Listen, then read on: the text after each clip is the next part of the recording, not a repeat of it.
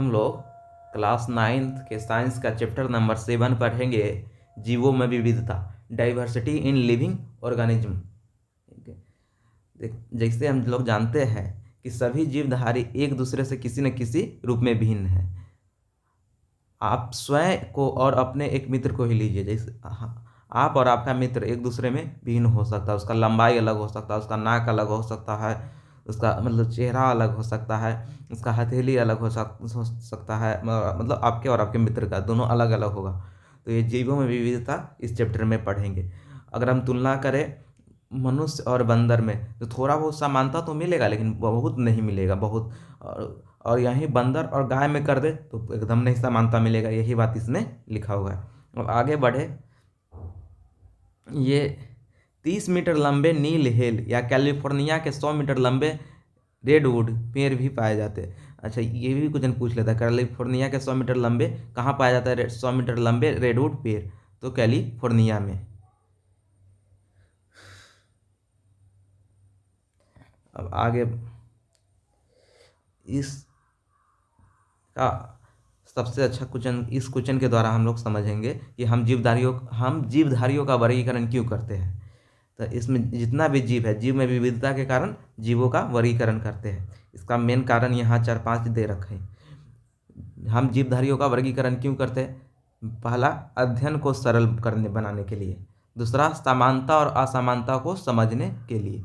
तीसरा, पहचान में सुविधा के लिए। चौथा, वैज्ञानिक नामकरण में सुविधा के लिए। पांचवा, विकास क्रम को समझने के लिए। छठा, सूचना के आदान प्रदान को आसानी के लिए। तो ये पांचों पॉइंट हो गए। अब दूसरा क्वेश्चन है कि हम अपने चारों ओर फैले जीवों के रूप में विभिन्नता का 3 उदाहरण दें। अपने चारों ओर फैले जीवों के रूप में जीव रूपों की विभिन्न अपने चारों ओर फैले जीव रूपों की विभिन्नता के 3 उदाहरण दे। पहल का दो का एक, हाँ, इसका 3 उदाहरण ये है। पहल एक बी सी। पहला, ये आकार और बनावट में विविधता। आकार और बनावट में हाथी बड़ा होता है, चींटी छोटी जीव है। वहीं दूसरा देखेंगे, आवास में, रहने के स्थान में विविधता के। पहले आकार में अंतर, विभिन्नता आकार और बनावट में, जैसे हाथी बड़ा जीव है और चींटी छोटा जीव है। पहला तो कारण ये हो गया विविधता का आकार और बनावट। और दूसरा, आवास में, रहने के में विभिन्नता। रहने में कैसे विभिन्नता? मछली पानी में रहता है, ऊँट रेगिस्तान में रहता है, मनुष्य भूमि पे रहता है। और तीसरा, भोजन खाने के आधार पर विभिन्नता। भोजन, जैसे गाय शाकाहारी है और शेर मांसाहारी है और मनुष्य सर्वाहारी है, दोनों चीज़ खाते हैं। अब आगे हम लोग देखें वर्गीकरण के आधार क्या है। ठीक, एक यूनानी विचारक अरस्तु थे। अरस्तु कहाँ का था ये भी पूछ लेता है, यूनान का। ठीक, यूनानी विचारक अरस्तु ने जीवों का वर्गीकरण उसके स्थल, जल एवं वायु में रहने के आधार पर किया। यह जीवन देखने के लिए का बहुत सरल किंतु भ्रामक तरीका था।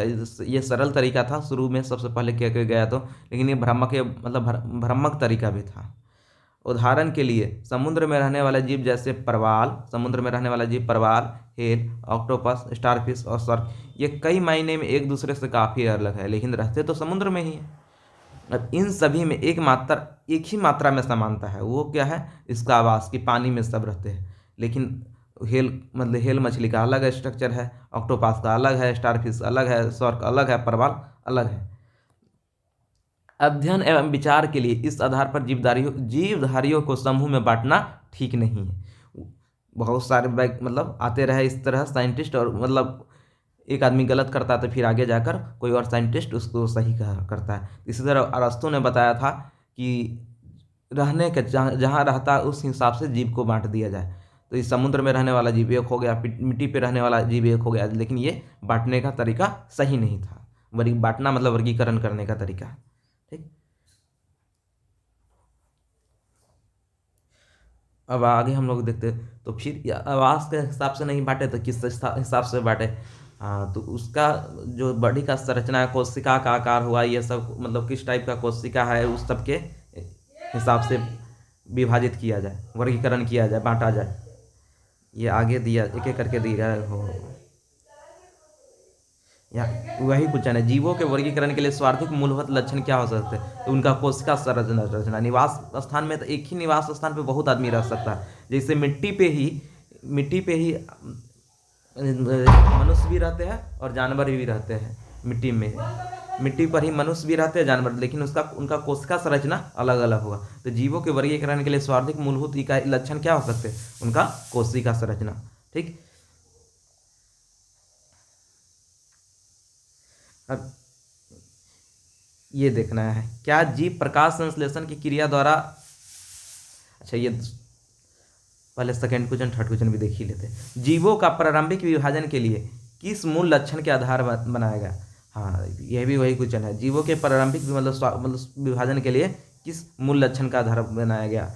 तो कोशिका की संरचना, उसका कोशिका का संरचना कैसा है? वो प्रोकैरियोटिक कोशिका है कि यूकैरियोटिक कोशिका है? प्रोकैरियोटिक कोशिका छोटा कोशिका होता है, अविकसित कोशिका होता है।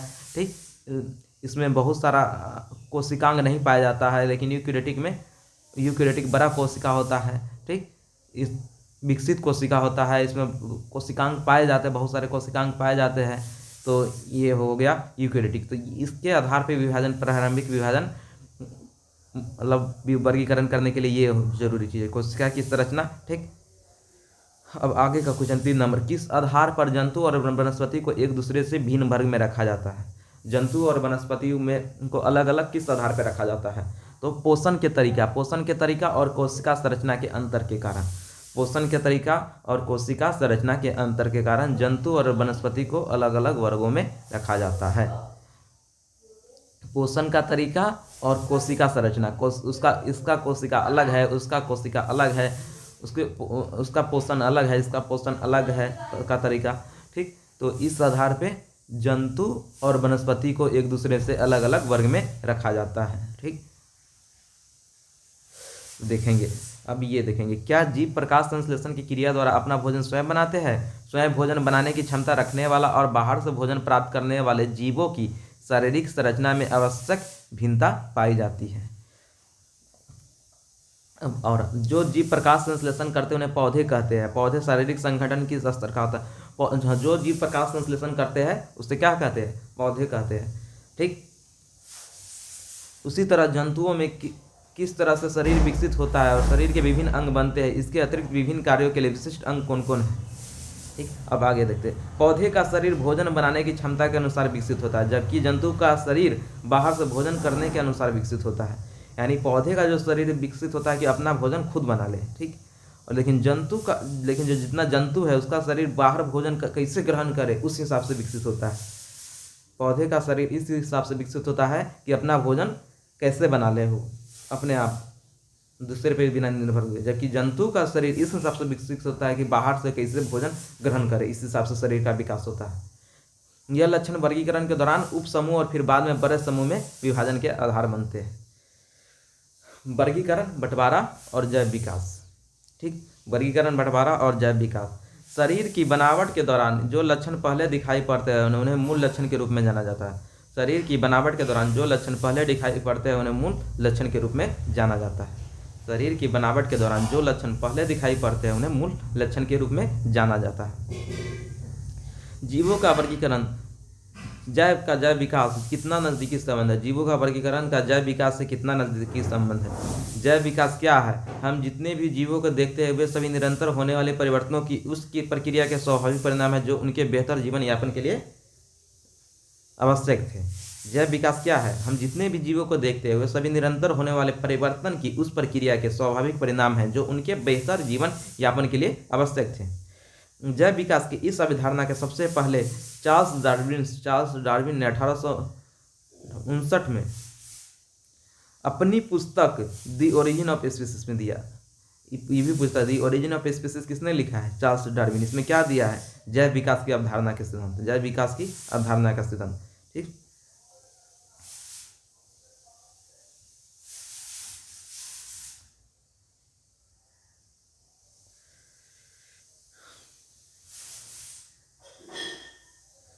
अब ये भी अच्छा पॉइंट है। पहले प्रकार के जीवों को आदिम अथवा निम्न जीव कहा जाता है। जो सबसे पहले प्रकार के जीव होता है उसे आदिम अथवा निम्न जीव कहा जाता है, जबकि दूसरे प्रकार के जीवों को उन्नत तथा उच्च जीव कहा जाता है। लेकिन ये सब उपयुक्त नहीं है क्योंकि इससे उनकी भिन्नता को ठीक से पता नहीं चलता। इसके बजाय हम इनके लिए पुराने जीव और नए जीव शब्द का प्रयोग कर सकते हैं। पुराने जीव, आदिम जीव को पुराने जीव और नए जीव और उन्नत जीव को नए जीव के रूप में प्रयोग कर सकते हैं। क्योंकि विकास के दौरान जीवों में जटिलता की संभावना बनी रहती है, इसलिए पुराने जीवों को साधारण या नए जीवों को हाँ, और विकास जैसे जैसे विकास हुआ तो जीव और जटिल होते गए, मतलब कॉम्प्लेक्स होते गए और मतलब बड़ा होते गए। तो हाँ, तो पुराना जो था जीव था, पुराना जीव या आदिम जीव वो साधारण था, और जो नया जीव बना या उन्नत जीव, उन्नत ऊंच या नया एक ही बात हो गया, पुराना ठीक, उन्नत ऊंच नया, ये सब नए जीव और जटिल हो गया। ठीक, जटिल मतलब थोड़ा कॉम्प्लेक्स टाइप, मतलब और गुथते चला गया, मतलब ये हो गया साधारण, ये हो गया जटिल। नहीं कहता साधारण सवाल जटिल सवाल, उसी हिसाब से। अब देखिए वही क्वेश्चन पूछ लिया, आदिम जीव किन्हें कहते हैं, ये तथा कथित उन्नत जीव से किस प्रकार भिन्न है। अब तो इसका आंसर है, आदिम जीव शरीर संरचना बहुत सरल उत्तक, हाँ वही बात, ये आदिम जीव का शरीर संरचना बहुत सरल उत्तक, अंग और अंगतंत्र का स्पष्ट विकास नहीं होता है, प्राय एक कोशिकीय या बहुत सरल बहुकोशिकीय कार्यों का विभाजन बहुत कम। आदिम जीव जो है शरीर की संरचना बहुत सरल होता है, आदिम जीव के शरीर का संरचना बहुत सरल होता है, उत्तक अंग और अंगतंत्र का स्पष्ट विकास नहीं होता है। आदिम जीव का शरीर संरचना बहुत सरल होता है, उत्तक अंग और अंगतंत्र का स्पष्ट विकास नहीं होता है आदिम जीव में।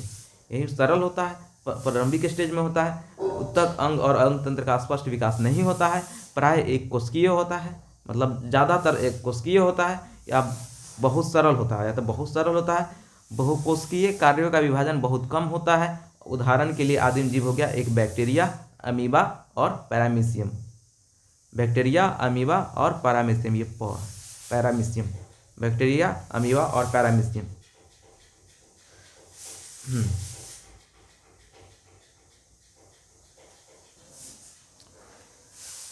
आगे देखिए उन्नत जीव। उन्नत जीव शरीर संरचना जटिल और विकसित होती है। उन्नत जीव की शरीर संरचना कैसी होती है, जटिल और विकसित होती है। उत्तक अंग और अंग तंत्र स्पष्ट रूप से विकसित होती है, अधिकांश बहुकोशिकीय होती है, कार्यों का स्पष्ट विभाजन होता है। मनुष्य, मछली, पौधे, मनुष्य, मछली और पौधे। उन्नत जीव शरीर संरचना जटिल और विकसित होती है। इसी का दूसरा का हिस्सा था आदिम जीव और उन्नत जीव। उन्नत जीव ये पहला क्वेश्चन का ही आंसर है, दूसरा हिस्सा है। उन्नत जीव की संरचना जटिल होती है, कैसा होता है, जटिल होता है और विकसित होती है। उसमें जो उत्तक और अंग तंत्र जो होता है विकसित हो गया रहता है, ठीक, स्पष्ट रूप से विकसित हो गया रहता है। और अधिकांश बहुकोशिकीय होते हैं, इसमें अधिकांश रूप क्या होते हैं, बहुकोशिकीय होते हैं, और उनके कार्यों का स्पष्ट विभाजन होता है। तो उन्नत जीव में का उदाहरण जैसे मनुष्य भी उन्नत जीव का उदाहरण है, मछली भी उन्नत जीव का उदाहरण है, पक्षी, पौधे, ये सब उन्नत जीव का उदाहरण है। तो क्वेश्चन नंबर दूसरा देखिए, क्या उन्नत जीव और जटिल जीव एक होते हैं। तो ये इसका आंसर है, उन्नत जीव वे माने जाते हैं जिनमें विकास क्रम के दौरान नए और विशेष गुण विकसित हो गए हो। उन्नत होने का अर्थ हमेशा जटिल नहीं है, हमेशा अधिक जटिल नहीं होता है। जटिल जीव वे होते हैं जिनकी शारीरिक संरचना अधिक जटिल है, इनमें उत्तक अंग और अंगतंत्र स्पष्ट रूप से विकसित है। यानी उन्नत और जटिल एक नहीं है। उन्नत, हाँ ये है कि उन्नत जीव जटिल हो सकते हैं, लेकिन जरूरी नहीं है कि जटिल जीव ही उन्नत हो, मतलब दोनों अलग अलग बात है। उन्नत जीव वे जीव है जिनमें विकास क्रम के दौरान नए और विशेष गुण विकसित हो गए हैं। उन्नत होने का अर्थ हमेशा अधिक जटिल नहीं होता है, जबकि जटिल जीव वे होते हैं जिनकी शरीर की संरचना अधिक जटिल हो, इनमें उत्तक अंग और अंगतंत्र स्पष्ट रूप से विकसित होते हैं। अब वर्गीकरण का विकास, वर्गीकरण में बहुत सारे वैज्ञानिक है। वर्गीकरण समूह का पदानुक्रमित संरचना, ठीक, सबसे पहले अर्नेस्ट हैकेल आए, फिर आगे आगे बढ़ेंगे रॉबर्ट विएटकर आए, उसको कार्ल ओस आए, ठीक, ये सब वैज्ञानिक है। तो विएटकर, ये क्वेश्चन पूछता है विएटकर द्वारा कितने वर्ग में बांटा गया है जीवों के पदानुक्रमित संरचना को। तो 5 जगह में विएटकर के द्वारा पूछता है, 5 जगह। वो कौन कौन है, तो ये मोनेरा, प्रोटिस्टा, फंजाई, प्लांटी और एनिमिलिया। तो इसको याद कैसे रखेंगे, तो इसको याद रखने का ये ट्रिक है, ये ट्रिक बना रखा है हमने। विएटकर जी के अनुसार मोनेरा के प्रोटिस्टा, फंजाई, प्लांटी, एनिमिलिया लिया। विएटकर जी के अनुसार मोना, मोना के प्रतिष्ठा फंजाई प्लांटी एनिमिलिया लिया। तो बियटकर जी के अनुसार 5 कौन हो गया? मोनरा, प्रतिष्ठा, फंजाई, प्लांटी एनिमिलिया। ट्रिक हो गया बियटकर जी के अनुसार मोना के प्रतिष्ठा फंजाई प्लांटी एनिमिलिया लिया। अब आगे देखें।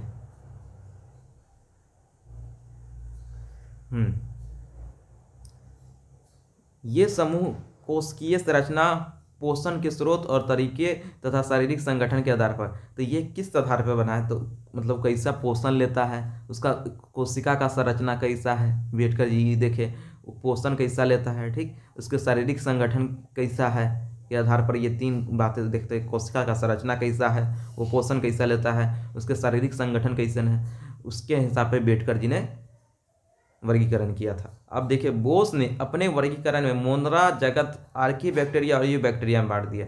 बोस ने अपने वर्गीकरण में मोनरा जगत को आर्की बैक्टीरिया और यू बैक्टीरिया, बोस ने अपने वर्गीकरण में मोनरा जगत को आर्की बैक्टीरिया और यू बैक्टीरिया में बांट दिया।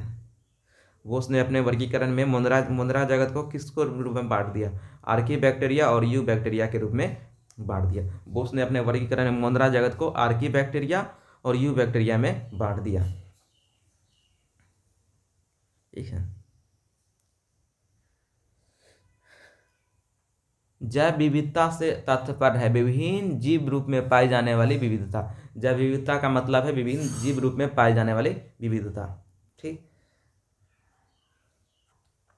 एक मोटे अनुमान के मुताबिक पृथ्वी पर जीवों करीब 1 करोड़ प्रजाति पाई जाती है, जबकि हमें 10 या 20 लाख प्रजाति की ही जानकारी है। पृथ्वी पर कर्क रेखा और मकर रेखा के बीच, जैसे पृथ्वी हो गया तो ये ऊपर कर्क हो गया, बीच में विषुवत हो गया, इधर मकर, तो ये कर्क और मकर रेखा के बीच ही बहुत सारा जीव प्रजाति पाया जाता है। इसीलिए इस क्षेत्र को, ये कर्क रेखा और मकर रेखा के बीच के क्षेत्र को पृथ्वी पे मेगा डाइवर्सिटी क्षेत्र पाया जाता है, क्योंकि इसी के बीच में बहुत सारे जीव पाए जाते हैं। ठीक। वो इसमें बहुत देश ये है, कोई ब्राज़ील देश का, कोलंबिया हो गया, इक्वाडोर हो गया, पेरू हो गया, मैक्सिको हो गया, जायरे हो गया, मेडागास्कर हो गया, ऑस्ट्रेलिया, चीन, भारत, इंडोनेशिया और मलेशिया में केंद्रित है। अब जगत फाइलम डिवीजन, जगत किंगडम, फाइलम जंतु, जगत मतलब किंगडम और फाइलम मतलब जंतु, डिवीजन पादप, फाइलम जंतु और डिवीजन मतलब पादप। ठीक। किस आधार पर किया गया? इसका वर्ग कवच, इसका ट्रिक है वर्ग कवच।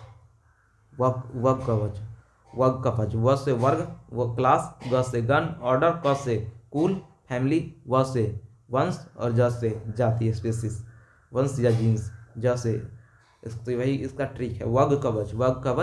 कर्ण का कवच नहीं, वर्ग कवच। वर्ग व से वर्ग, क्लास, ग से गण, ऑर्डर, क से कुल, फैमिली, व से वंश, जीन्स, ज से जाति, स्पीसीज। अब आगे देखिए। विहेटकर जी के अनुसार मोनरा के प्रतिष्ठा फंजाई प्लांटी एनिमिलिया लिया। ये तो ट्रिक है। अब आगे, वर्गीकरण के आधारभूत इकाई तक पहुँचते वर्गीकरण के आधारभूत इकाई जाति, स्पीसीज है। अतः किन जीवों को हम एक जाति एक जीव कहेंगे? एक ही जाति के जीवों में बाह्य रूप से काफ़ी समानता होते हुए जनन कर सकते हैं। ठीक। विहेटकर द्वारा प्रस्तुत जगत वर्गीकरण में 5 प्रमुख विशेषता है। 5, सबसे पहले यही ट्रिक है। बेटकर जी के अनुसार मोना के प्रतिष्ठा फंजाई प्लांटी एनिमिलिया लिया। तो मोनरा प्रतिष्ठा फंजाई प्लांटी एनिमिलिया। मोनरा क्या होगा? मोनरा में न तो संगठित केंद्रक होगा, न तो कोशिकांग होगा, न तो उनके शरीर बहुकोशिकीय होंगे। कुछ में कोशिका भित्ति पाई जाती है और कुछ में नहीं पाया जाता। न तो संगठित केंद्रक होगा, न तो कोशिकांग, न ही उनके शरीर बहुकोशिक होते। मोनरा एक कोशिक होते, यानी बहुकोशिका नहीं होता है मोनरा में। कुछ में कोशिका भित्ति पाया जाता है, कुछ में नहीं पाया जाता है। ठीक। मोनरा का उदाहरण क्या क्या हो गया? ठीक, जीवाणु, बैक्टीरिया, नीलहरित शैवाल, ठीक, साइनोबैक्टीरिया, माइकोप्लाज्मा। ठीक। तो इसका ट्रिक भी होता है। नीला जीव साइना माइकोप्लाज्मा, नीली जीव मतलब नीली जीव, नीला ड्रेस हो गया, नीला जीन्स, सानिया मिर्जा। ट्रिक, नीला जीव सानिया माइकोप्लाज्मा, मिर्जा से माइकोप्लाज्मा, सानिया से साइनोबैक्टीरिया, जीव से जीवाणु और नील हरित शैवाल। ये इसका ट्रिक हो गया मोनरा का। अब मोनरा हम कैसे याद रखें? तो सानिया मिर्जा और मोना भी इसी में जोड़ लेते हैं। नीला जीन्स, सानिया मिर्जा और मोना पहनी हुई है। ट्रिक ये हो गया इसका। अब आगे देखते हैं, मुंद्रा के बाद क्या है, मुंद्रा के बाद प्रोटिस्टा। प्रोटिस्टा को हम कहते हैं जोड़ते हैं प्रोटिस्टा। प्रोटिस्टा में क्या होता है, प्रोटिस्टा होता है जैसे एक कोष की, इसमें कितना कोष का होता है, एक कोष की है, ठीक। और इसमें ये जो रस्सी नुमा आकार का निकला हुआ है इसी को सिलिया फ्लैजिला, इसी की रचना कहते हैं सिलिया, इसी को क्या कहते हैं, सिलिया, ठीक। और फ्लैजिला का संरचना किस में होता है, तो प्रोटिस्टा में। प्रोटिस्टा में क्या होता है, सिलिया फ्लैजिला के रचना। और कैसा होता है, तो एक कोशिकीय। शैवाल, डाइटम, प्रोटोजोआ आदि इसका उदाहरण है। शैवाल, डाइटम इसका उदाहरण क्या, शैवाल, डाइटोजम और प्रोटोजोआ, ठीक, किसका, प्रोटिस्टा का, ठीक। प्रोटोजोआ प्रोटिस्टा, शैवाल ये हो गया प्रोटिस्टा, और डाइटम प्रोटिस्टा, ठीक। ये कैसा होता है, स्वपोषी और विषमपोषी होता है। एक कोशिकीय होता है, यूकेरियोटिक जीव होता है। कैसा होता है प्रोटिस्टा, एक कोशिकीय और यूकेरियोटिक, स्वपोषी और विषमपोषी, ठीक। अब यहाँ देखें, हाँ, प्रोटोजोआ को, प्रोटोजोआ में भी कितना, 3 प्रकार ये उदाहरण है, ठीक। प्यारी अम्मी यूग्लिना इसका ट्रिक है। ट्रिक क्या है, प्यारी अम्मी यूग्लिना, प्यारी अम्मी यूग्लिना, प्यारी से पैरामीशियम, अम्मी से अमीबा और यूग्लिना से यूग्लिना, ठीक। प्यारी अम्मी यूग्लिना, ठीक। तो इसका प्रोटोजोआ का उदाहरण हो गया पैरामीशियम, अमीबा और यूग्लिना।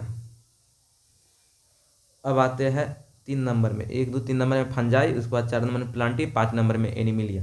3 नंबर में फंजाई। फंजाई देखे तो फंजाई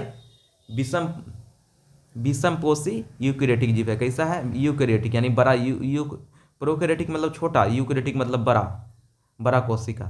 कैसा कोशिका, बड़ा कोशिका है इसका। यू मतलब बड़ा, प्रो मतलब छोटा।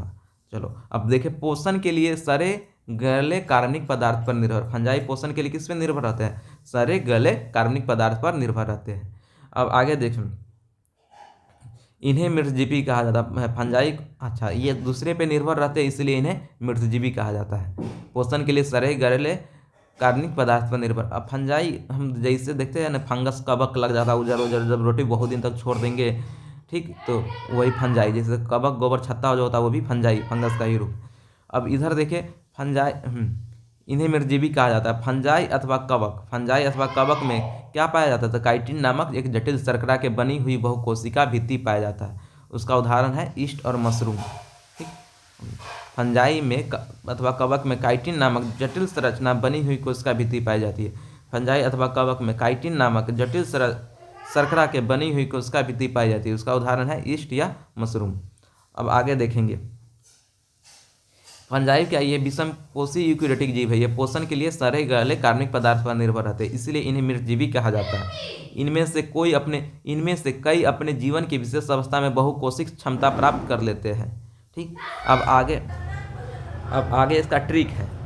इस फंजाई का 3 उदाहरण है। एगो तो ये हो गया ईस्ट मशरूम, और ये 3 उदाहरण भी इंपॉर्टेंट है, याद रखना है। एक एस्परजिलस, पेनिसिलियम, एगोरिकिस। अब इसे याद रहे तो ठीक है, एस्परजिलस, पेनिसिलियम, एगोरिकिस, ये तो इसे याद रखते हैं। एगोरिकस के पेन रखे जीलस पर्स में फंजाई, ठीक। एगोरिकस के पेन रखे जीलस पर्स में फंजाई। एगोरिकस के पेन रखे जीलस पर्स में फंजाई। एगोरिकस मत से एगोरिकस, पेन से पेनिसिलियम, जीलस से जीलस, ठीक। अब आगे पढ़ते हैं। अच्छा, ये भी बात सीखना है। कवकों की कुछ प्रजाति नील हरी शैवाल, कवक के कुछ प्रजाति फंगस के नील हरी शैवाल साइनोबैक्टीरिया के साथ अस्थायी अंतर संबंध बनाती है, जिन्हें सहजीविता कहते हैं। ऐसे सहजीवी जीवों को लाइकन कहते हैं। ऐसे सहजीवी जीवों को क्या कहते हैं, लाइकन कहते हैं। ये लाइकन अक्सर पेड़ों की छालों पर रंगीन धब्बे के रूप में दिखाई देता है। ये लाइकन अक्सर पेड़ों के छालों पर रंगीन धब्बे के रूप में दिखाई देता है। अब आगे देखें तो प्लांटी इस वर्ग में कोशिका भित्ति वाले बहुकोशिकीय यूकेरियोटिक जीव आते हैं। प्लांटी इस वर्ग में कोशिका भित्ति वाले बहुकोशिकीय यूकेरियोटिक जीव आते हैं। ये स्वपोषी और प्रकाश संश्लेषण के लिए क्लोरोफिल का प्रयोग करते हैं। प्लांटी क्या है, यह इस वर्ग में कोशिका भित्ति वाले बहुकोशिकीय यूकेरियोटिक जीव आते हैं। ये कैसे होते हैं, तो ये स्वपोषी होते हैं। प्रकाश संश्लेषण के लिए क्या, क्लोरोफिल का प्रयोग करते हैं। इस वर्ग में सभी पौधे को रखा गया है। प्लांटी नाम से ही लगता है, प्लांट मतलब पौधा, तो सभी पौधे को रखा गया है। कैसा होता है, तो पौधा अपन भोजन स्वयं बना लेता है, तो स्वपोषी हो गया। कैसा होता है, तो बड़ा कोशिका इसमें पाया जाता है, बहुत सारा कोशिका पाया जाता है, तो बहुकोशिकीय यूकेरियोटिक होता है। इसमें प्लांट में क्या पाया जाता है, तो प्लांट में ही क्वेश्चन बहुत बार पूछता है। कोशिका भित्ति जो है सिर्फ पौधा में पाया जाता है, ठीक, मनुष्य में नहीं पाया जाता है, ठीक। क्लोरोफिल प्रयोग, क्लोरोफिल का प्रयोग करके प्रकाश संश्लेषण, क्लोरोफिल के कारण प्रकाश संश्लेषण के द्वारा अपना भोजन खुद बना लेता है, ठीक। इसमें प्लांटी सब प्लांट मतलब पौधे को रखा गया है, क्योंकि पौधे और जंतु स्वार्थिक दृष्टिगोचर था इन्हें, हाँ, पौधे और जंतु बहुत ज़्यादा दिखते हैं समाज में, इसीलिए और इसको उपवर्ग में भी विभाजित किया गया है, ठीक। प्लांटी के बाद अच्छा एनिमिलिया में इस वर्ग में सभी बहुकोशिकीय यूकेरियोटिक जीव है। इसमें भी यूकेरियोटिक मतलब बड़ा कोशिका वाला जीव है। इसमें कोशिका एनिमल में कोशिका भित्ति नहीं पाया जाता है। जानवर में एनिमल मतलब जानवर की श्रेणी। इस वर्ग में जीव में विषमपोषी मतलब दूसरे पे निर्भर, जबकि ये पौधा अपने भोजन स्वयं बनाता था तो स्वपोषी, जबकि ये दूसरे पे निर्भर है तो ये विषमपोषी। अब इसका चर्चा भी आगे करेंगे। सबसे पहले जीवधारी के आधार पर देखे थे प्रोकैरियोटिक मतलब छोटा कोशिका, उसका यूकेरियोटिक। प्रोकैरियोटिक में क्या था मोंद्रा। यूकेरियोटिक में जब देखे थे तो यूकेरियोटिक में भी एक कोशिका मतलब प्रो मतलब छोटा कोशिका या अविकसित कोशिका, अविकसित छोटा कोशिका या अविकसित, और ये यूकेरियोटिक में बड़ा कोशिका या विकसित कोशिका, बड़ा या स्पष्ट कोशिका, या इसमें कोशिकांग पूरा पाया जाता है, इसमें कोशिकांग कम पाया जाता है। तो यूकेरियोटिक में भी एक कोशिका होगा या तो एक से अधिक कोशिका होगा तो बहुकोशिक। अब एक कोशिका का उदाहरण क्या था, प्रोटिस्टा। जबकि जीवधारी को बांटते थे प्रोकैरियोटिक और यूकेरियोटिक। प्रोकैरियोटिक का एक उदाहरण मोनेरा, ठीक। और यूकेरियोटिक का में उसको दो भाग में बांट दिए थे, एक कोशिका और एक से अधिक कोशिका, बहुकोशिका। एक कोशिका का उदाहरण प्रोटिस्टा और बहुकोशिका का उदाहरण कोशिका भित्ति सहित और कोशिका भित्ति के बिना। कोशिका भित्ति सहित या कोशिका भित्ति के बिना। तो कोशिका भित्ति सहित देखेंगे तो प्रकाश संश्लेषण नहीं करने वाला जीव। दूसरा देखेंगे प्रकाश संश्लेषण करने में सक्षम। कोशिका भित्ति में प्रकाश संश्लेषण नहीं करने में उदाहरण है फंजाई। पूछता है कोशिका भित्ति कौन है जो कोशिका भित्ति रखता है लेकिन प्रकाश संश्लेषण नहीं करता है, तो फंजाई। कौन है जो कोशिका भित्ति रखता है प्रकाश संश्लेषण करता है, तो ये प्लांटी। और कोशिका भित्ति न बिना कोशिका भित्ति वाला, बिना कोशिका भित्ति एनिमिलिया, और मानव भी बिना कोशिका भित्ति का। कोशिका भित्ति के बिना एनिमिलिया और मानव। चलो आगे देखते हैं। एनिमिलिया हो चुका है।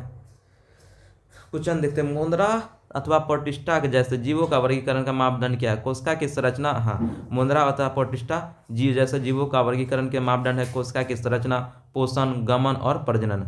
अब आगे देखते हैं। प्रकाश संश्लेषण करने वाले एक कोशिक यूकेरियोटिक जीव से आप किस जगत में रखेंगे? प्रकाश प्रोटिस्टा, यूग्लिना, क्लेमाइडाइना, डाइटम में रखेंगे। प्रकाश संश्लेषण करने वाले एक कोशिक यूकेरियोटिक जीव कौन कौन हो? तो प्रकाश संश्लेषण भी करेगा, ठीक। एक कोशिक भी होना चाहिए, यूकेरियोटिक भी होना चाहिए, मतलब बड़ा कोशिका होना चाहिए, एक कोशिका होना चाहिए। तो ये हो गया प्रोटिस्टा, ठीक। प्रोटिस्टा उसको रखेंगे हम किस में? प्रोटिस्टा। तो प्रोटिस्टा का उदाहरण क्या क्या था? Euglena, chlamydomonas, diatom. Euglena, chlamydomonas, diatom. अब आगे पढ़ेंगे।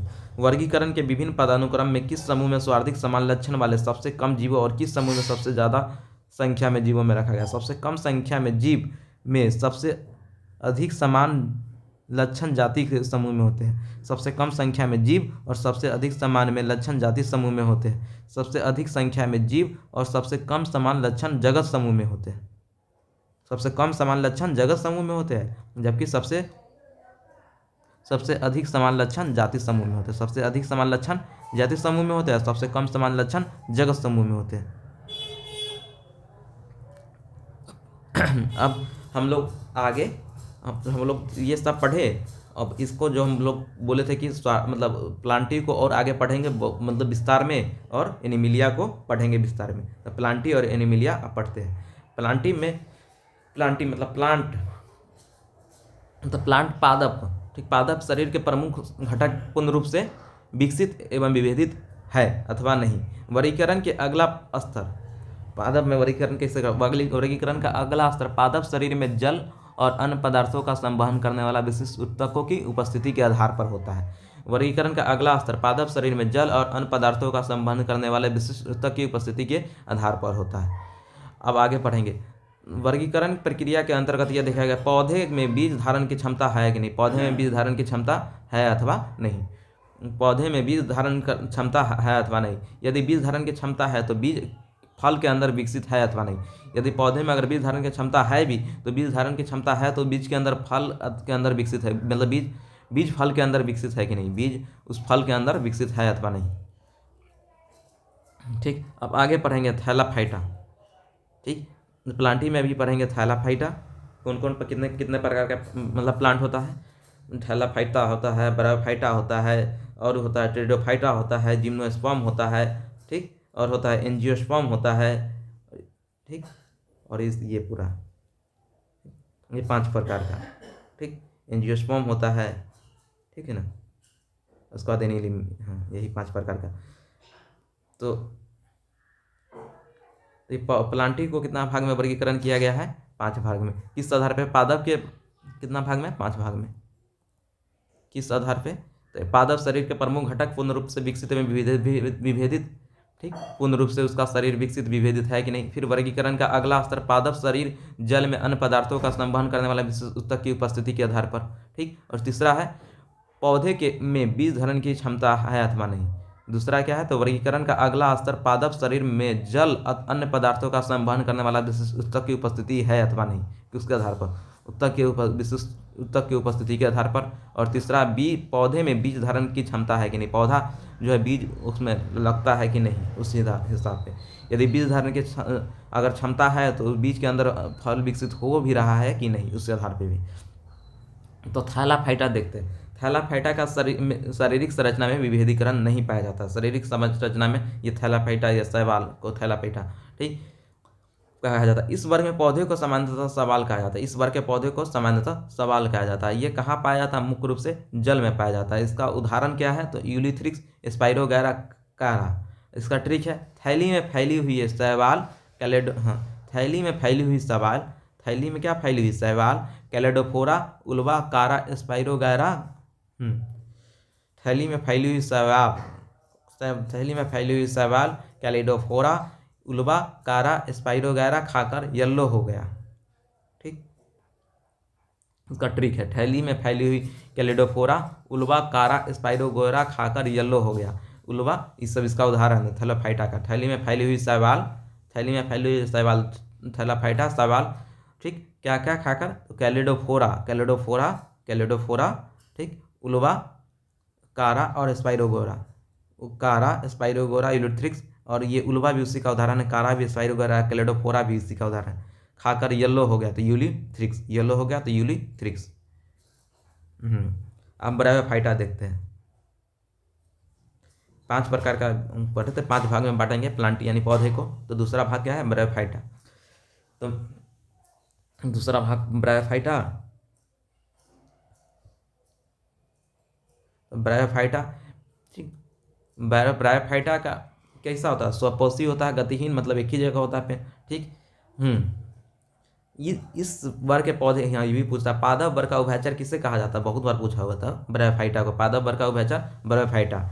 इसमें पादप शरीर का एक भाग से दूसरे भाग तक जल तथा दूसरी चीज़ों का संवहन के लिए विशेष ऊतक नहीं पाए जाते हैं। इसमें पादप शरीर के एक भाग से दूसरे भाग तक, इसमें पादप शरीर के एक भाग से दूसरे भाग तक जल तथा दूसरी चीज़ों का संवहन के लिए विशेष ऊतक नहीं पाए जाते हैं, ठीक। एक भाग से दूसरे भाग तक जल नहीं होता जाता है तथा दूसरी चीज़ों का संवहन के लिए विशिष्ट ऊतक भी नहीं पाया जाता है। इसका उदाहरण क्या क्या है, मॉस हो गया, ठीक, मॉस हो गया, फ्यूनेरिया, मार्केसिया हो गया। इसका उदाहरण मॉस, फ्यूनेरिया, मार्केसिया, ठीक, मार्चेंटिया, हॉर्नवार्ट, लिवरवॉर्ट, ठीक, और हो गया रिकिसिया हो गया, मार्केसिया हो गया, फ्यूनेरिया हो गया, ठीक।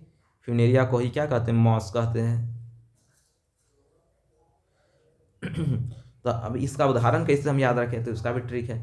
BMW मर्सिडीज में चलते रिंकिया और रिया के पापा ब्रो लोग, रिंकिया और रिया के पापा ब्रो लोग, उनके भाई लोग हॉर्न बहुत मारते और लीवर खराब हो जाता। BMW मर्सिडीज में चलते रिंकिया और रिया के पापा ब्रो लोग हॉर्न बहुत मारते, लीवर खराब हो जाता।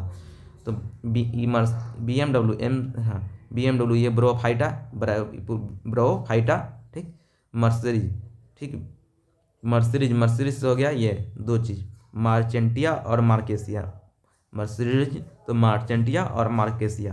और चलते रिंकिया के पापा, तो रिंकिया के पापा से रिकिसिया, ठीक, रिकिसिया और रिया, रिकिसिया और रिया के पापा, तो रिया फ्यूनेरिया, रिया फ्यूनेरिया, फ्यूनेरिया, रिया फ्यूनेरिया, रिकिया रिकिसिया, और यहाँ मर्सरी से मार्चेंटिया और मार्केसिया, और ब्रोलोग, ब्रोलोग से ब्रो, हाँ ब्रोलोग से हो गया ब्रोफाइटा, ब्रोफाइटा यहाँ से भी लिंक कर सकते हो, ब्रायोफाइटा। ठीक, अब हॉर्न से हो गया, यहाँ सब लिखा हुआ भी होगा नंबर 1 2 3 4 5, यहाँ भी नंबर लिखा हुआ 1 2 3 1, ठीक 2 2, ठीक उदाहरण 3 4, 3 पे क्या हॉर्न बहुत मारते हैं तो हॉर्न वार्ड भी इसी का उदाहरण है। लीवर खराब हो जाता है तो लीवर वार्ड भी इसी का उदाहरण है। ठीक, ब्रायोफाइटा का ही। अब आगे देखते हैं पौधे प्लांटी में तीसरा प्रकार ट्रेडियोफाइटा। ट्रेडियोफाइटा ऐसा है जो बीज उत्पन्न नहीं करते, तो बीज उत्पन्न नहीं करते तो जो बीज उत्पन्न नहीं करते उसको क्रिप्टोगैम बोलते हैं। तो ट्रेडियोफाइटा को क्रिप्टोगैम बीज उत्पन्न नहीं करते हैं। ठीक, अब इसका उदाहरण है मार्सेलिया, हॉर्न, हॉर्स्टेल इत्यादि। ठीक, तो इसका 2 3 उदाहरण ही है, तो इसको याद ध्यान ही रखा जाए। मार्सेलिया, हॉर्न, हॉर्स्टेल, ट्रेडियोफाइटा बीज उत्पन्न नहीं करते हैं। ठीक, अब आगे देखते हैं थाइलोफाइटा। थाइलोफाइटा, ब्रायोफाइटा और ट्रेडोफाइटा में नग्न भ्रूण पाए जाते हैं। थाइलोफाइटा, ब्रायोफाइटा और ट्रेडोफाइटा में नग्न भ्रूण पाए जाते हैं। ठीक, जिन्हें बीजाणु स्पोर कहते हैं। इन 3 समूह में जननांग अप्रत्यक्ष होते हैं। इन 3 समूह पौधे में जननांग अप्रत्यक्ष होते हैं तथा इनमें बीज उत्पन्न करने की क्षमता नहीं होती। इनमें बीज उत्पन्न करने की क्षमता नहीं होती। ये क्रिप्टोगैम कहलाते हैं। ये क्रिप्टोगैम कहलाते हैं। इनमें बीज उत्पन्न करने की क्षमता नहीं होती है, ये क्रिप्टोगैम कहलाते हैं। जिनमें बीज उत्पन्न करने की क्षमता नहीं होती वो क्रिप्टोगैम कहलाते हैं। ठीक, थैलोफाइटा, ब्रायोफाइटा, ट्रेडोफाइटा में नग्न भ्रूण पाए जाते हैं। ठीक, इन 3 समूह में पौधे में जननांग अप्रत्यक्ष होते हैं। ठीक, अब दूसरा पढ़ेंगे तो दूसरी ओर वे पौधे जिनमें जनन ऊतक पूर्ण विकसित एवं विभेदित होते हैं। दूसरी ओर वे पौधे जिनमें जनन ऊतक पूर्ण विकसित और विभेदित होते हैं तथा जनन प्रक्रिया के पश्चात बीज उत्पन्न करते हैं। जनन प्रक्रिया के बाद क्या करते हैं? बीज उत्पन्न करते हैं। ये क्या कहलाता है? फेंद्रोगैम कहलाता है। फेंद्रोगैम जनन, अब बीज होगा तो नग्न बीज होगा या तो ढका हुआ बीज होगा। नग्न बीज होगा तो उसको अनावृति कहेंगे, जिम्नोस्पर्म, और ढके हुए बीज होंगे तो आवृत बीजी कहेंगे, इससे एंजियोस्पर्म। ढके मतलब ढक गया तो ये इसमें जुट गया, अगर ढका नहीं तो ये इसमें हट गया, जिम्नोस्पर्म से अनावृत बीजी कहेंगे। इसके ऊपर आवृत आ गया तो आवृत बीजी कहेंगे।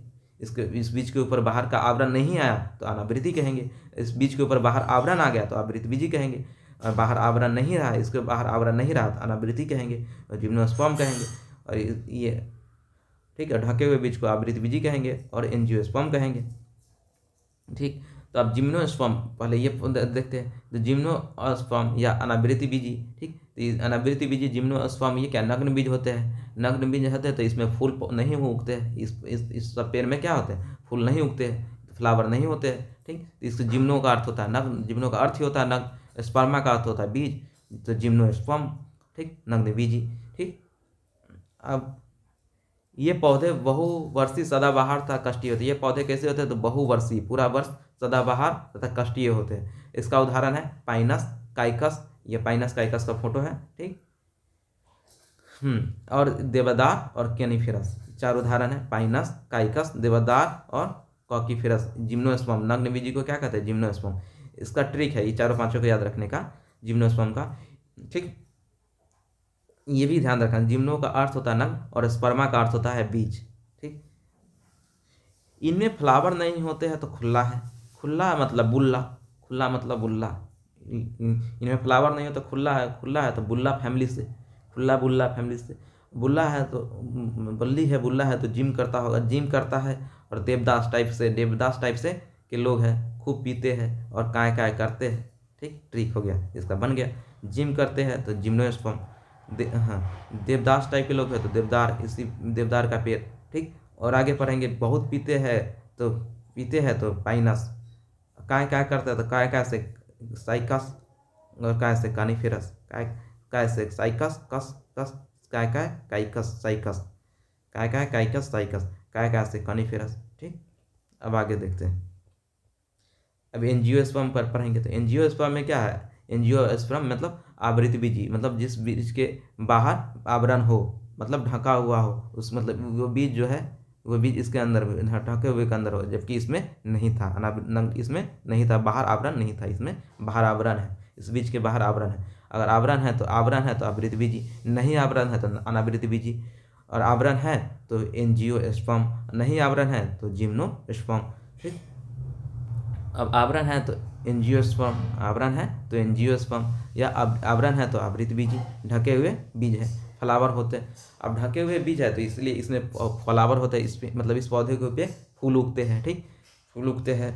तो एनजीओ का अर्थ है ढका हुआ, एनजीओ का अर्थ है ढका हुआ, और स्पर्मा का अर्थ है बीज। ठीक, इनके बीजों का विकास अंडाशय के अंदर होता है। इनके बीजों का विकास किसके अंदर होता है? अंडाशय, जो बाद में फल या फूल बन जाता है, जो बाद में फल बन जाता है। इन्हें पुष्पी पादप भी, इन्हें पुष्पी पादप, चूंकि इस पर फूल उगता है इसलिए पुष्प मतलब फूल, इसलिए इन्हें पुष्पी पादप भी कहा जाता है। इनमें भोजन का संचय हाँ, इनमें भोजन का संचय या तो बीज पत्रों में होता है या फिर भ्रूण पोषण में होता है। बीज पत्रों की संख्या के आधार पर एंजियोस्पर्म वर्ग के दो भागों में बांटा गया है। एक बीजपत्री वाले पौधे को एक बीजपत्री और दो बीजपत्री वाले पौधे को दो बीजपत्री, ठीक, कहा जाता है। अब एक बीजपत्री का उदाहरण हो गया फैफियोडोम, ये भी पूछ सकता है कि फैफियोपेडिलम किसका उदाहरण है? फैफियोपेडिलम एक बीजपत्री का उदाहरण है। वही आइपोमिया किसका उदाहरण है? तो द्विबीजपत्री का उदाहरण है। ठीक, पादप को पढ़े, कैसे पढ़े थे एक बार देख लेते हैं। पादप में क्या था? पादप शरीर के बिना विभेदन के और विभेदित पादप शरीर, बिना शरीर विभेदन के, तो उसका एक उदाहरण है थाइलापाइटा। अब विभेदित हो सकता है तो बिना संवहनी ऊतक के ब्रायोफाइटा, संवहनी ऊतक के फिर आगे पढ़ते हैं। संवहनी ऊतक को दो भाग में बांटा गया, एक में बीज है, बीज रहित, मतलब जिसमें एक में बीज ना है, ना बीज है, और दूसरे में बीज है। ना बीज है तो क्रिप्टोगैम, अगर बीज है तो फेंड्रोगैम, अगर बीज ना बीज है तो ट्रेडोफाइटा, और बीज उत्पादित करने वाला है तो फेंड्रोगैम।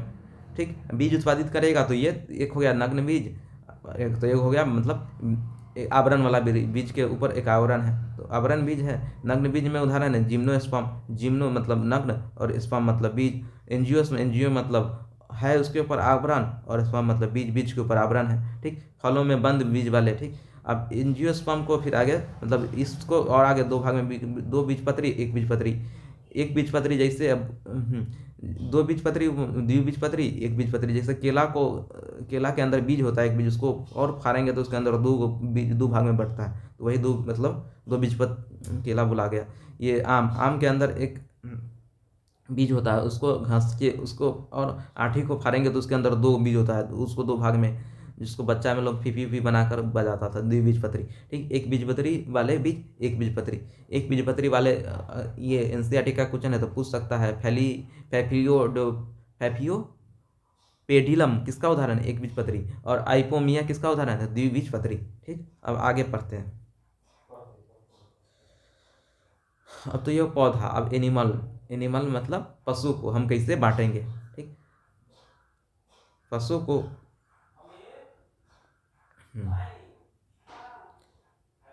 पहले ये क्वेश्चन आंसर देख लेते हैं। सरलतम पौधे को किस वर्ग में रखा गया है? सरलतम पौधे को किस वर्ग में रखा गया है? सरलतम पौधे को ब्रायोफाइटा में रखा गया है। इनमें जड़, तना और पत्तियां स्पष्ट रूप से विकसित नहीं होते, बीज नहीं होते हैं। इनमें सरल संरचना वाले पौधे होते हैं जैसे काइल और लाइकेन। और आगे देखते हैं ट्रेडोफाइटा और फेंड्रोगम में क्या अंतर है। ट्रेडोफाइटा में होता है संवहनी बीज रहित पौधे, ना बीज वाले पौधे। ट्रेडोफाइटा, फेंड्रोगम बीज वाले पौधे। ठीक, और आगे देखते हैं जिम्नोस्पर्म और एंजियोस्पर्म एक दूसरे से अलग कैसे है। जिम्नोस्पर्म नग्न बीज, जिम मतलब नग्न और स्पर्म मतलब बीज, स्पर्म मतलब एंजियो मतलब ना नग्न और बीज, और एंजियोस्पर्म जिसके ऊपर आवरण हो, फल वाले बीज। ठीक, बीज फूल से सुरक्षित फूल में मौजूद। ठीक, अब आगे पढ़ते एनिमल इससे एनिमिलिया है, प्राणी जगत। एनिमल मतलब प्राणी जगत को ये बांटा गया है 1 2 3 4 5 6 7 8 9 10।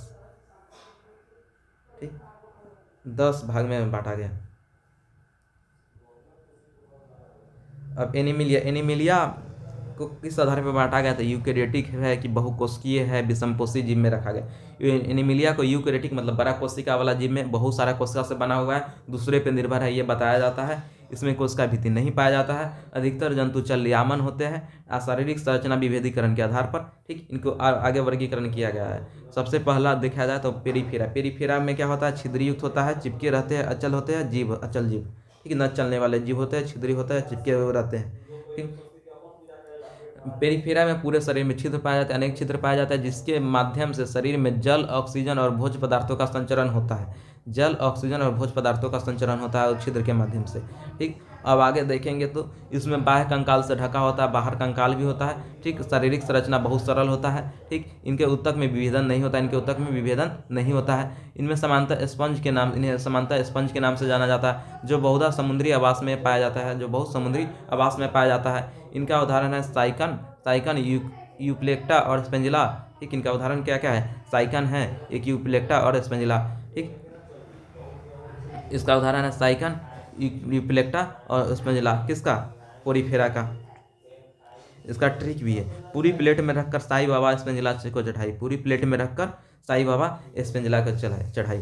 तो ठीक, एक हो गया पोरीफेरा, एक से ये पोरीफेरा, एक यहाँ हम लिख ही देते हैं। 2 हो गया यू प्लेट में तो यू प्लेक्टला। 3 हो गया साईं बाबा को तो साइकन, और कौन चढ़ाई तो स्पेंजिला, स्पेंजिला 4 से स्पेंजिला। ठीक, अब आगे देखते दूसरा सिलेंट्रेटा और निडेरिया। सिलेंट्रेटा में 2 गुहा पाया जाता है आकृति। उतकीय स्तर क्या होता है, उतकीय स्तक होता है, इनका शारीरिक संगठन उतकीय स्तर का होता है। 2 गुहा पाई जाती है, इसमें 2 परत पाया जाता है, आंतरिक एवं बाह्य परत। ठीक, इनकी कुछ जातीय समूह में रहती है, इनकी कुछ जातीय समूह में रहती है, जैसे कोरल, और कुछ एक अकेले रहता है एकाकी। ठीक, 2 परत मतलब डिप्लोब्लास्टिक। ठीक, और इकोलोमेट। ठीक, निडेरिया, निडेरिया का कुछ उदाहरण है, यहाँ फोटो के साथ भी दिया गया है। जैसे हुआ निडेरिया का उदाहरण, जैसे यहाँ हाइड्रा, समुद्री एनिमल, जेलीफिश, ये सब निडेरिया का उदाहरण है। ठीक, निडेरिया से टूटा फूटा, अब ये हाइड्रा हो गया, समुद्री एनिमल हो गया, ये सब निडेरिया का उदाहरण है। हाइड्रा, समुद्री एनिमल, जेलीफिश। ठीक, इसका ट्रिक, और परवाल, कोराल, ये सब निडेरिया का उदाहरण है। निडरिया का सिर टूटा, जेलीफिश, हाँ सिर टूटा फूटा, तो डॉक्टर बोले जेलीफिश खाओ और परवल खाओ, परवल करेला ये सब हाइड्रा और खाओ, जेलीफिश और समुद्री एनीमोन खाओ, समुद्री जेलीफिश खाओ, समुद्री एनीमोन खाओ, परवल खाओ, करेला खाओ, हाइड्रो खाओ। निडरिया सिर टूटा फूटा, निडरिया का सिर टूटा फूटा तो क्या होगा, निडेरिया या सिलेंट्रेटा। ठीक, ट्रिक हो गया, निडेरिया सिलेंट्रेटा, ये वाला भाग। ठीक, ये वाला भाग को हम 0 नाम दे देते ताकि यहाँ ध्यान रहे, यहाँ भी हम 0 लिख देते। ठीक, निडेरिया सिलेंट्रेटा का सिर टूटा फूटा तो डॉक्टर क्या बोले, डॉक्टर बोले कि जेलीफिश खाओ या समुद्री एनिमल खाओ या परवल खाओ, करेला खाओ या हाइड्रा खाओ। ठीक, परवल, करेला, जेलीफिश खाओ, समुद्री खाओ और हाइड्रा।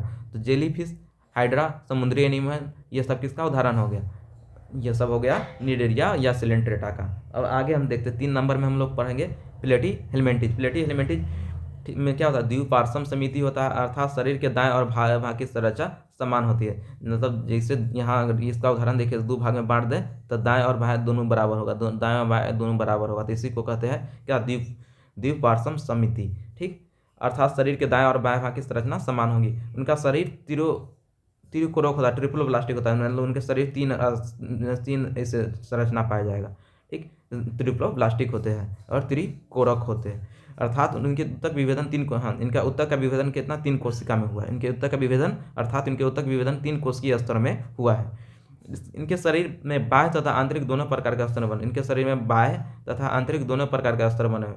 इनमें कुछ अंग भी बनते हैं। इनमें वास्तविक 2 गुहा का अभाव होता है, इनमें वास्तविक देह गुहा का अभाव होता है, इनमें वास्तविक देह गुहा का क्या होता है, अभाव होता है, जिसमें सुविकसित अंग व्यवस्थित हो सके।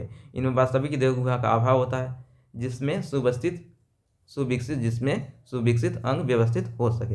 इनमें वास्तविक देह गुहा का अभाव होता है, जिसमें सुविकसित अंग व्यवस्थित हो सके। इनमें वास्तविक देह गुहा का अभाव होता है, जिसमें सुविकसित अंग व्यवस्थित हो सके। इनके शरीर पृष्ठधारी एवं, इनका शरीर कैसा होता है, पृष्ठधारीय एवं चपटा होता है, इसलिए इन्हें चपटे कृमि भी, इसलिए चपटा होता है इसलिए इन्हें चपटे कृमि भी कहा जाता है। इनमें प्लेनेरिया जैसे कुछ स्वच्छंद जंतु, लीवर फ्लूक जैसे परजीवी है। इसका उनमें प्लेनेरिया जैसे कुछ स्वच्छंद जंतु और लीवर फ्लूक जैसे परजीवी इनका उदाहरण है। ठीक, प्लेनेरिया, लीवर फ्लूक, टेपवर्म इसके उदाहरण है। किसका उदाहरण है, प्लेटी हेलमिंथिज का। तो इसका भी ट्रिक है, प्लेट प्लेन है, प्लेट कैसा है, प्लेन होता है, द प्लेटी हेलमेंटिज प्लेन है तो प्लेन है तो प्लेनेरिया। लीवर एक टिप, हाँ प्लेट में ही क्या रखा हुआ है, प्लेट में ही लीवर रखा हुआ है, टिप भी रखा हुआ है, बहुत बड़ा प्लेट है, प्लेट प्लेन है, प्लेट में लीवर रखा हुआ है, टिप रखा हुआ है, लीवर से लीवर फ्लू, टिप से टिप हुआ। ठीक, अब जगत श्रेणी में चौथा उदाहरण, चौथा प्रकार निमोटेड है। निमोटेड और स्केलेमेंटिज। निमोटेडा को ही क्या कहते हैं, स्केलेमेंटिज कहते हैं। ये कैसा होता है तो कुटी सिलोम होता है, इसमें झूठा सिलोम पाया जाता है तो कूट सिलोम। ठीक, इसका भी तीन तक में पाया जाता था, त्रियोकोरक। ठीक, ये दूसरे पे निर्भर होता था, परजीवी। ठीक, इसका उदाहरण है गोल कृमि, फाइलेरिया कृमि और पिन कृमि। गोल कृमि, फाइलेरिया कृमि और पिन कृमि। ठीक, इसका ट्रिक है नीम के पत्ता पिए स्केल से मिलाकर।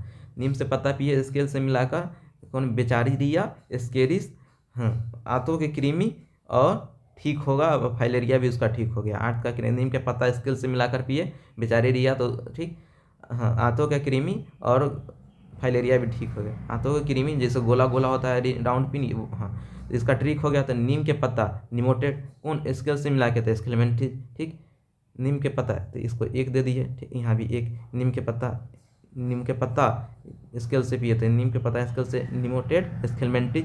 ठीक, कौन पिए तो बेचारीरिया तो बेचारीरिया और स्केरिस। ठीक, आंतों की कृमि ठीक हो गया। तो आंतों की कृमि भी इसी का एक उदाहरण होता है, 4। ठीक, जो कि राउंड शेप का होता है, राउंड मतलब गोला गोला सब का है तो गोला गोला।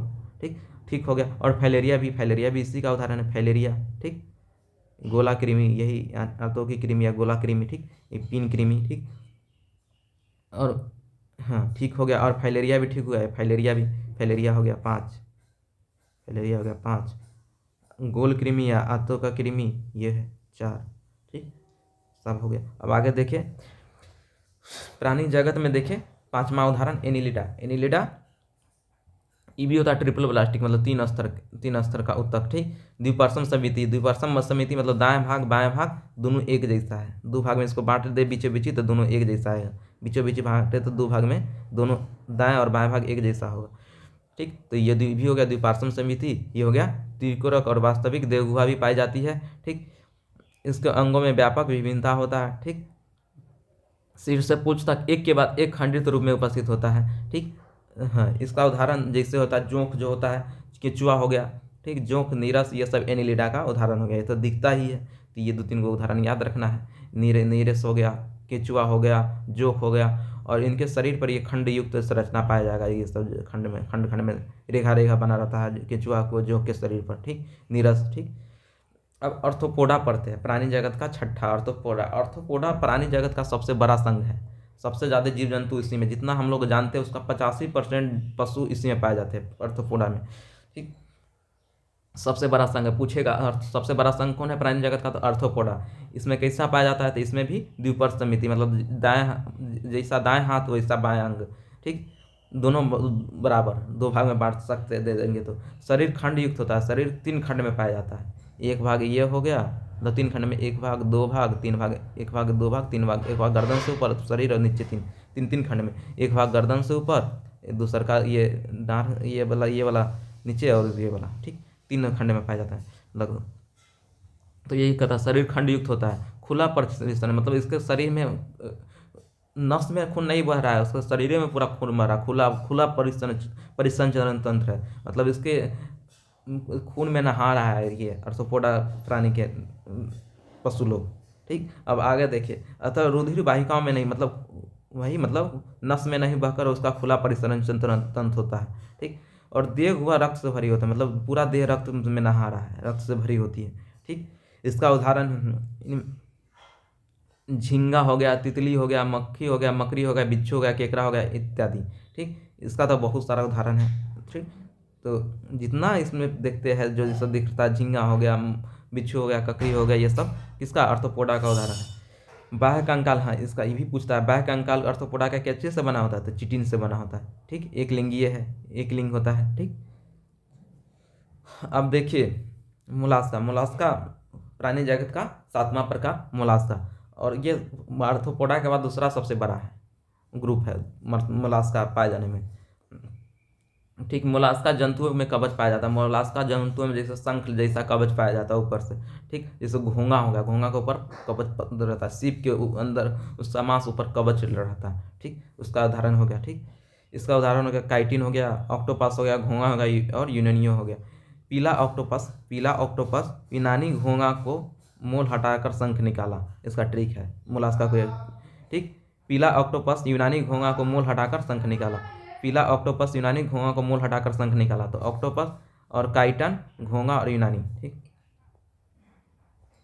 अब अर्थोपोडा प्राणी जगत के एनिमिलिया में 8वां प्रकार इकाइनोडर्मेटा। इकाइनोडर्मेटा का बता इकाइनस का अर्थ होता है, डर्मा का अर्थ त्वचा, इकाइनो का अर्थ होता है, ग्रीक में इकाइनो का अर्थ होता है जाहक तथा डर्मा का अर्थ होता है त्वचा। त्वचा कांटों से भरा हुआ होता है इकाइनोडर्मेटा में। ठीक, और ये भी त्रिकोरिक जंतु यानी ट्रिपलो प्लास्टिक है। ठीक, तीन और इस समुद्री में रहता है, तो समुद्री जंतु हो गया। इसके कंकाल में कांटा पाया जाता है और इसके बाहरी कंकाल कैल्शियम कार्बोनेट का बना होता है। इसका उदाहरण है स्टारफिश, समुद्री अर्चिन इत्यादि। इकिनोडर्म मत माता, कांटेदार त्वचा है तो क्या हुआ, स्टारफिश, ब्रिटल स्टार, समुद्री अर्चिन किनो। स्टारफिश, ब्रिटल स्टार, समुद्री अर्चन किनो, समुद्री खीरा किनो और पंख तारा किनो। स्टारफिश, ब्रिटल तारा, समुद्री अर्चन, समुद्री तारा और पंख तारा, ये सब इकाइनोडर्मेटा का उदाहरण है। लेकिन ये तीनों के नाम में फिश लगा हुआ है, लेकिन कोनो फिश नहीं है, चाहे स्टारफिश, ब्रिटल स्टार और समुद्री अर्चिन। ठीक, अब आगे प्राणी जगत के 9वां प्रकार प्रोटोकार्डेटा। प्रोटोकार्डेटा में भी द्विपार्श्व समिति होता है, त्रिकोरिक होता है, देह हुआ होता है। नोटोकॉर्ड छड़ की तरह एक लंबी संरचना होता है। यह तंत्रिका ऊतक आहार नाल के अलग करता है, यह तंत्रिका ऊतक को आहार नाल को अलग करता है। यह पेशियों को जुड़ने का स्थान भी प्रदान करता है। प्रोटोकार्डेटा जंतुओं में जीवन के सभी अवस्था में नोटोकॉर्ड नहीं उपस्थित रहता है। यह समुद्री जंतु है। ब्लैक ग्लास, हार्डमेनिया और एम्फियोकस इसका प्रोटोकार्डेटा का उदाहरण है। अब वर्टिब्रेट के सुर्खी जो मैमल, जो आदमी भी इसी में आता है। अब इसको मैमल्स को हम इसको बांटने के लिए ये भी त्रिकोरिक है, जटिल विभेदन है। ठीक, नोटोकॉर्ड पाया जाता है, पृष्ठीय कोषरोक, दंड एवं मेरुरोज त्रिकोरिक शरीक है, युग्मित क्लोम थैली है, देहगुआ है। ठीक, अब अब इसको वर्टिब्रेटा को मैमल मतलब स्तनधारी को भी 5 भाग में बांटा गया है। ठीक, और वो 5 भाग कौन है स्तनधारी में, तो सबसे पहले मत्स्य, दूसरा एम्फीबियन जलस्थलचर, जल पे भी रहने वाला, स्थल पे भी रहने वाला सरीसृप। ठीक, और चौथा पक्षी और 5वां यह स्तनपायी मनुष्य। तो ये इसका 5 प्रकार में वर्टिब्रेटा में देखे। पहला मत्स्य, मछली क्या चीज़, मांसल पूछ होता है। ठीक, जल में विलीन ऑक्सीजन में श्वास लेता है। इसका हृदय 2 कक्षा में होता है। ठीक, इसका हृदय मछली में 2 कक्षीय हृदय होता है। ठीक, कंकाल केवल कुछ मछली में ही कंकाल होता है, उपस्थित होती है। ठीक, जैसे शार्क में। अन्य प्रकार के मछली में कंकाल अस्थि का बना होता है। अन्य प्रकार की मछली में कंकाल अस्थि का बना होता है, जैसे ट्यूना, रेहू। ठीक, ये उदाहरण हो गया। अब आगे बढ़ते हैं। वर्टिब्रेटा के 5 प्रकारों में एक प्रकार ये हो गया। दूसरा प्रकार देखे तो जल स्थलचर, जो जल पे भी रहता, स्थल पे भी रहता, जैसे मेढक हो गया, मेढक का बच्चा को टोड कहते हैं। सेलमेंडर हो गया, जल में भी। ठीक, हाइला, वृक्ष मेढक, ये वृक्ष मेढक हो गया, ये जल में भी रहता है और भूमि पे भी रहता है, इसलिए जल स्थलचर या एम्फीबिया। ठीक, इसमें कितना होता है, 3 हृदय होता है। ठीक, श्लेष्मा ग्रंथि पाया जाता है, हृदय त्रिकक्षी होता है। श्वसन जो सांस जो क्लोम के द्वारा अथवा फेफड़ा के द्वारा ले सकता है, ये अंडा देता है। ठीक, ये जल स्थल दोनों पे रहता है। मेढक, सैलमेंडर और टोड इसका उदाहरण है। अब देखें तो सरीसृप, और इसका तीसरा प्रकार देखें सरीसृप देखें तो इनके शरीर सल्कों द्वारा ढका होता है। इनमें श्वसन फेफड़ा द्वारा होता है। ये सामान्यतः त्रिकक्षीय होता है, लेकिन मगरमच्छ का हृदय, सरीसृप 3 कक्ष, इसका हृदय भी 3 कक्ष में होता है, लेकिन ये अपवाद है, मगरमच्छ का हृदय कितना 4 कक्ष का होता है। इसको याद पूछ लेता है, क्योंकि सब सरीसृप तो 3 कक्ष हृदय वाला होता है। सरीसृप हो गया और ये हो गया एम्फीबियन हो गया। ठीक, 3 कक्ष का हृदय होता है, लेकिन मगरमच्छ का हृदय 4 कक्ष का होता है, ये भी पूछ लेता है। इसमें किडनी पाया जाता है, वृक्क पाया जाता है। ठीक, ये अंडा देता है। ठीक, इनका अंडा कठोर कवच से घिरा होता है। ठीक, अब देखें सरीसृप तो ये जल में भी रह सकता है और स्थल पे भी रह सकता है, इसलिए इन्हें जल में अंडे देने की आवश्यकता नहीं पड़ती है। जैसे कछुआ, सांप, छिपकली, मगरमच्छ इसका उदाहरण हो गया। सरीसृप नाम में ही सांप है, तो सांप के दरकार जैसा छिपकली, मगरमच्छ, कछुआ। ठीक, ये कुछ सरीसृप का उदाहरण फोटो के साथ। ये कछुआ हो गया, ये सांप हो गया, ये छिपकली हो गया, ठीक है, उड़न छिपकली, ये घरेलू छिपकली, ये कैमेलियन हो गया, इसी का उदाहरण ये भी पूछ लेता कैमेलियन किसका उदाहरण है, तो सरीसृप का। अब आगे देखिए पक्षी। कुछ पक्षी समतापी प्राणी, ठीक, इनके हृदय 4 कक्ष में होता है। पक्षी में कितना हृदय होता है, तो 4 कक्ष है। अब 2 जोड़ी पैर होता है, आगे वाले पैर 2 उड़ने बल, हाँ, आगे वाले 2 पैर उड़ने के लिए अंक में परिवर्तित हो जाते हैं, ठीक। इनमें श्वसन फेफड़ा द्वारा होता है। इन शरीर परों से ढका होता है, ठीक। तो ये सब पक्षी में रखा गया है। ये सफ़ेद स्टॉर्क पक्षी है, ये ऑस्ट्रिच पक्षी है, 2 गुच्छेदार बत्तख ये पक्षी है, कबूतर पक्षी है, गौरैया पक्षी है, कौवा पक्षी है। अब स्तनपाई, ठीक, ये भी समतापी प्राणी के मतलब ये, हाँ, ये समतापी प्राणी के मतलब गर्म खून वाला, ये समतापी हो गया, मतलब ये भी गर्म खून वाला स्तनपाई, ठीक। दूध, हाँ, ठीक है। सभी जंतुओं में नवजात पोषण के लिए दुग्ध ग्रंथियाँ पाई जाती है, ठीक। स्तनपाई में मनुष्य भी आ गया, ठीक। हृदय, इसका हृदय भी 4 कक्षा में होता है, ठीक। त्वचा पर बाल पाया जाता है, श्वेत और तेल ग्रंथियाँ पाया जाता है। इस वर्ग के जंतु शिशु को जन्म देने वाला होता है, मतलब बच्चा जन्म देता है ना, किंडा। हालांकि कुछ अपवाद में है, जैसे इकाइडोना प्लेटिपलस, सब तो बच्चा ही जन्म देता है, लेकिन 2 अपवाद में, अंडा भी देने वाला में अपवाद में इकाइनोडेमा प्लेटिपलस आधा अधूरा बच्चा अविकसित देता है, ठीक। कंगारू जैसे कुछ स्तनपाई में अविकसित बच्चे मार्सुपीजियस नामक थैली में तब तक लटके रहते हैं जब तक कि वह उनका पूर्ण विकसित नहीं हो जाता। ये पूछता है, और ये भी पूछता है इकाइडिना और प्लेटिपलस सब स्तन, ये क्या है, तो ये स्तनपाई है, मैमल्स है, स्तनधारी है, लेकिन ये अंडे देते हैं। कौन, इकिडिना और प्लेटिपस।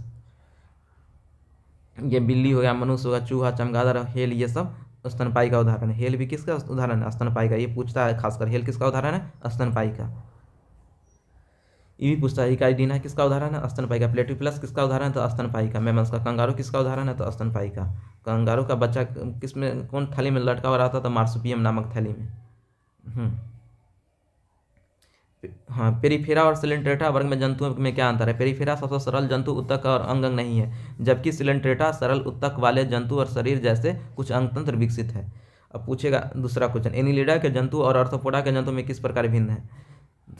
एनिलिडा नरम खंडित जंतु बाहरी कंकाल नहीं, और कुछ आर्थ्रोपोडा खंडित बाहरी कठोर कंकाल और जोड़ों वाले अंग में जंतु है, ठीक।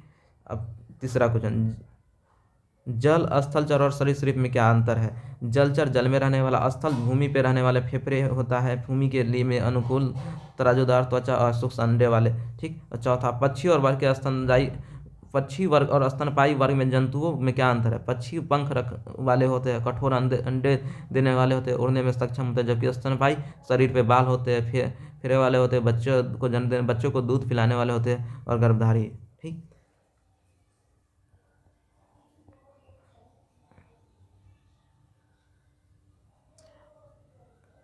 अब ये है उसी का, प्राणी को 2 भाग में बांटे थे, कोशिकीय स्तर के संरचना के स्थान पे, उत्तक स्तर के संरचना के स्थान पे।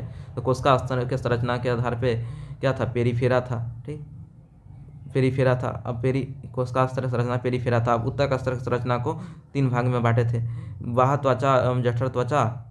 बाह्य जठर त्वचा के बीच देह गुहा नहीं, कूट देह गुहाधारी। और बाह्य त्वचा और जठर त्वचा के बीच कोई देह गुहा नहीं है, तो वो 2 प्रकार था, एक सिलेंट्रेटा, एक प्लेटीहेलमिंथेस।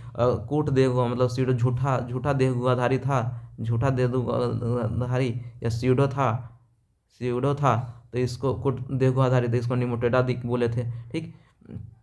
और देह गुहाधारी था, तो इसको 2 भाग में बांटे थे। पूर्ण विकास के समय एक कोशिका से मेसोडर्म की कोशिका का विकास, एनिलिडा, मोलस्का, आर्थ्रोपोडा, देह गुहाधारी का दूसरा अंतः स्तर एक थैली से देह गुहा का बना।